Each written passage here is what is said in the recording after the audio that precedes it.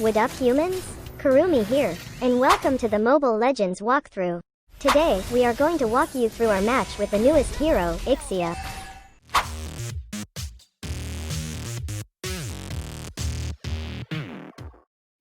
For her battle setup, we focus on 2 item builds. We use the Kurumi way when the enemy team consists of squishy heroes, which prioritizes Blade of Despair on the mid-game for more burst approach. The other item build is used when there are more than one tanky or durable hero on the enemy team, which prioritizes Golden Staff and Sea Halberd to counter healing support heroes. For her emblem set, we only use one emblem set, which is the custom Marksman emblem set, to have additional attack speed to help you deal more damage during your ultimate skill.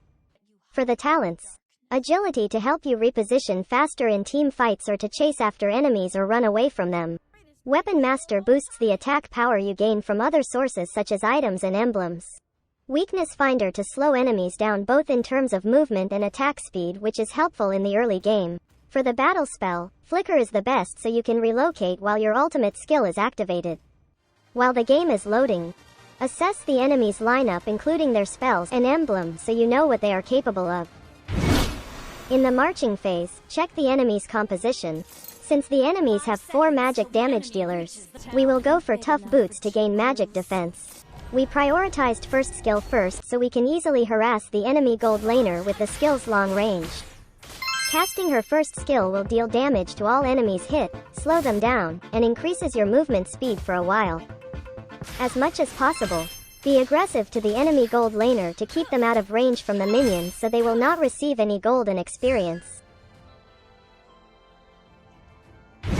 Take note that your passive triggers Siphon Starlium that heals you when you deal basic attack on an enemy with 2 stacks of Starlium charge.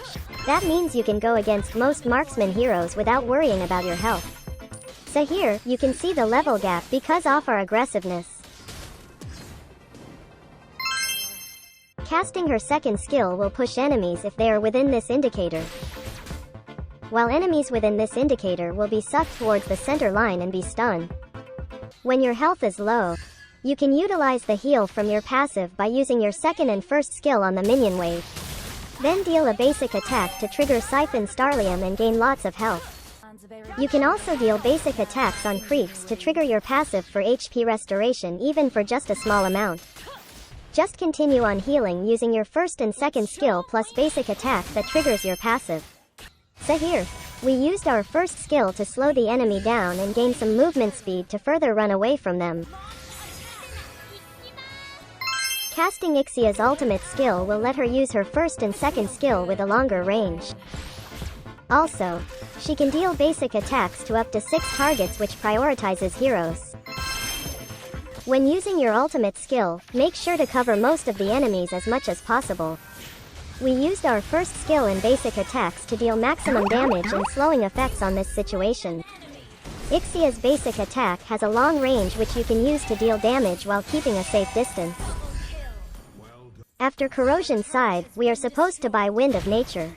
But since there are 4 magic damage dealers on the enemy side, we preferred to skip that and bought Demon Hunter Sword right away for extra basic attack effects. Take note that basic attack effects are applied on Ixia's basic attacks during her ultimate skill.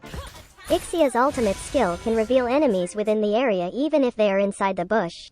So I used my ultimate here to see if there are any other enemies aside from Nathan. The Siphon Starlium from your passive has more damage during your ultimate skill, so we decided not to cancel it. We used Flicker to reposition since Nathan blinked out, but you can also just cancel your ultimate if ever it's just a one-on-one situation. The range of your first and second skill has a long range which you can utilize going against long-ranged heroes. Since we are dominating the enemies so far, we decided to buy Radiant Armor to counter the 4 mages to better sustain in team fights. Take note that buying this item is situational only when you feel the need to protect yourself from magic damage. With her offensive skill set, she lacks the mobility to survive, so make sure to increase your map awareness further. Here is another scenario of using our ultimate skill. After casting it, use second and first skill to pull and stun enemies and let them receive the maximum damage from your first skill, then deal basic attacks. Make sure to use Flicker if you needed to reposition your ultimate skill. Use your first skill to chase after enemies. Killing spree. Here, we used our ultimate skill to deal damage to both of them and utilize the slowing effect of our basic attacks from our items and emblem talents. This is a stick-up.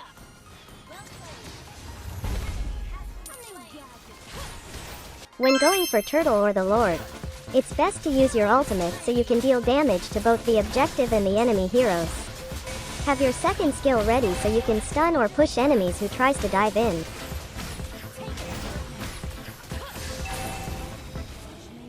Since we already got our radiant armor, let's go for Blade of Despair to give further wrath to the enemies.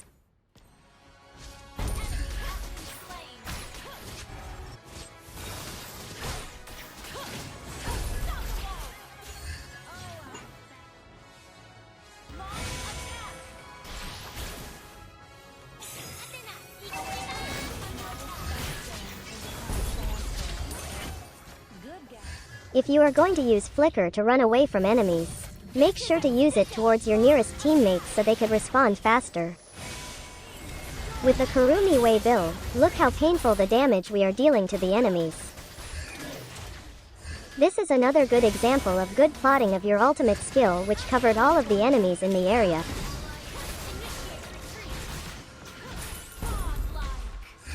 You can use your first skill to check if there is an enemy in the bush. If you slightly gained movement speed, then that means there is an enemy inside.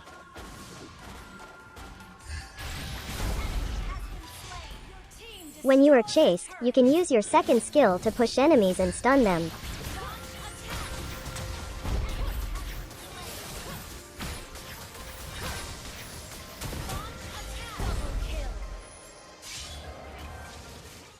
Here is our last example of another good placement of Ixia's ultimate skill which covered most of the enemies. We used Flicker without knowing our ultimate already ended, so make sure to keep your awareness into its duration as well. Additional tip: you can use Wind of Nature even during your ultimate skill to protect you from physical damage to be more sustainable in teamfights if there are lots of physical damage dealers on the enemy team. The tips I mentioned are just some of the ways you can use Ixia. This video just guides you on how to use Ixia, the Kurumi Way. Thanks for watching. Do not forget to like and share this video. Also subscribe to our channel for more contents by clicking on the subscribe button below. For our skin giveaway events, tune in on our live streams. Check our coffee link on the description of this video just in case you want to donate us some coffee or Yakult funds. See you on the next Mobile Legends walkthrough. Cheers!